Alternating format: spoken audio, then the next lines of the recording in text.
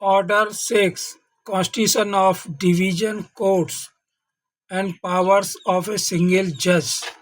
Number 1. Subject to the other provision of these rules, every cause, appeal, or matter shall be heard by a bench consisting of not less than two judges nominated by the Chief Justice. Full stop. Second, where in the course of the hearing of any cause, appeal, or other proceedings, the bench considers that the matter should be dealt with by a larger bench, it shall refer the matter to the Chief Justice, who shall thereupon constitute such a bench for the hearing of it, Third, every cause, appeal, or other proceeding arising out of a case in which death sentence has been conferred or awarded by the High Court shall be heard by a bench consisting of not less than three judges. Full stop. Fourth, if a bench of less than three judges, hearing a cause, appeal or matter, is of the opinion that the accused should be sentenced to death, it shall refer the matter to the Chief Justice, who shall thereupon constitute a bench of not less than three judges for hearing it. Full stop. Fifth, the Chief Justice may from time to time appoint a judge to hear and dispose of all applications which may be heard by a judge in chambers under these rules. Full stop. 6.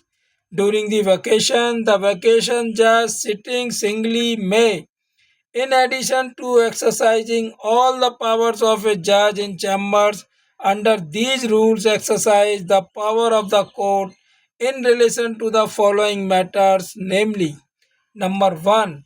Application for special leave to appeal in urgent cases where interim relief is prayed for, subject to the condition that the vacation judge shall not decide such a petition if it raises substantial question of law as to the interpretation of the Constitution. Full stop.